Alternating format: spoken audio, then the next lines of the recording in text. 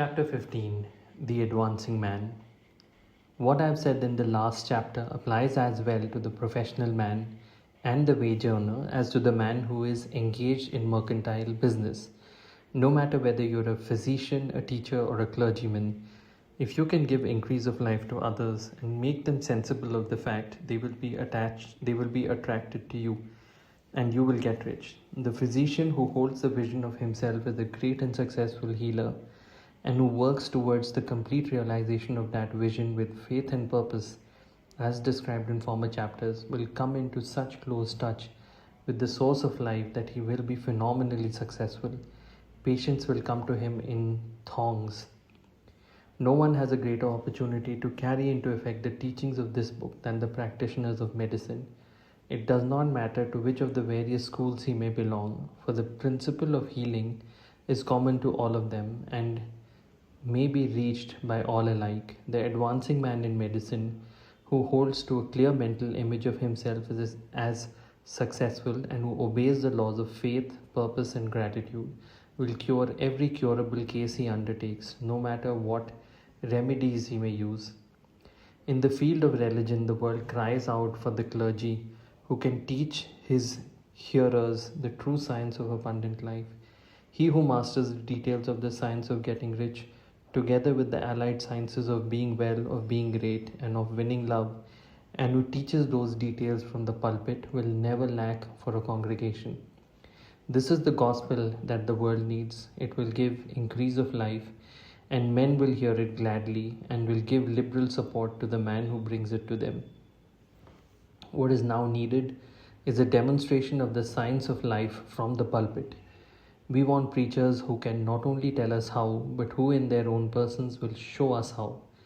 We need the preacher who will himself be rich, healthy, great, and beloved, to teach us how to attain to these things, and when he comes, he will find a numerous and loyal following. The same is true of the teacher who can inspire the children with the faith and purpose of the advancing life.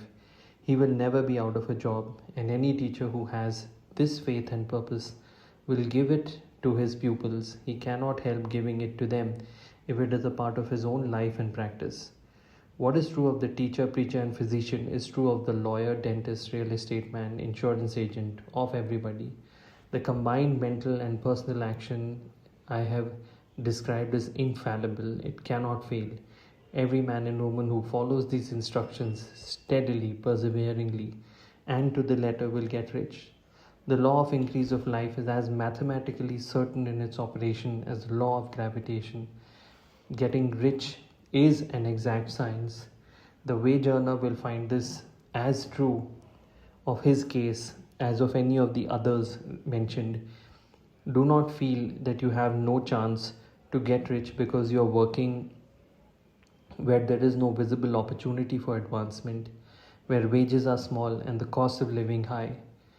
Form your clear mental vision of what you want and begin to act with faith and purpose.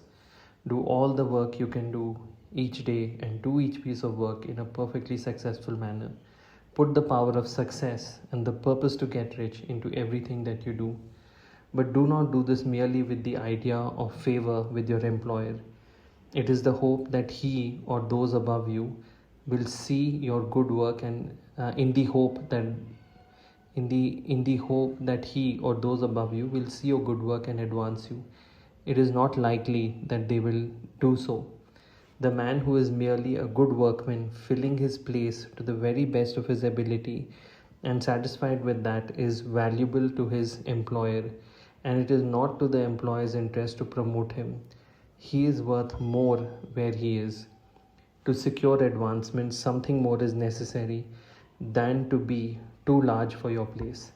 The man who is certain to advance is the one who is too big for his place and who has a clear concept of what he wants to be, who knows that he can become what he wants to be, and who is determined to be what he wants to be. Do not try to more than fill your present place with a view to pleasing your employer. Do it with the idea of advancing yourself. Hold the faith and purpose of increase during work hours, after work hours, and before work hours. Hold it in such a way that every person who comes in contact with you, whether foreman, fellow workmen, or social acquaintance will feel the power of purpose radiating from you, so that everyone will get the sense of advancement and increase from you. Men will be attracted to you, and if there is no possibility of advancement in your present job, you will soon see an opportunity to take another job. There is a power which never fails to present opportunity to the advancing man who is moving in obedience to law. God cannot help helping you. If you act in a certain way, you must do so in order to help yourself. There is nothing in your circumstance or in the industrial situation that can keep you down. If you cannot get rich working for the steel trust, you can get rich on a 10-acre farm. If you begin to move in the certain way, you will certainly escape from the clutches of the steel trust and get on to the farm or wherever else you wish to be. If a few thousand of its employees will enter upon the certain way, the steel trust would soon be in a bad plight. It would have to give its working men more opportunity or go out of business. Nobody has to work for a trust. The trusts can keep men in so-called hopeless conditions only so long as there are men who are too ignorant to know of the science of getting rich or too intellectually slothful to practice it.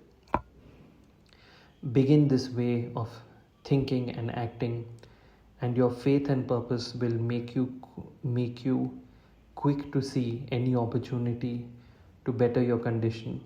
Such opportunities will speedily come, for the Supreme working in all and working for you will bring them before you. Do not wait for an opportunity to be all that you want to be. When an opportunity to be more than you are now is presented and you feel impelled towards it, take it. It will be the first step towards a greater opportunity. There is no such thing possible in this universe as a lack of opportunity for the man who is living the advancing life. It is inherent in the constitution of the cosmos that all things shall be for him and work together for his good. And he must certainly get rich if he acts and thinks in the certain way. So let the wage earning men and women study this book with great care and enter with confidence upon the course of action it prescribes. It will not fail.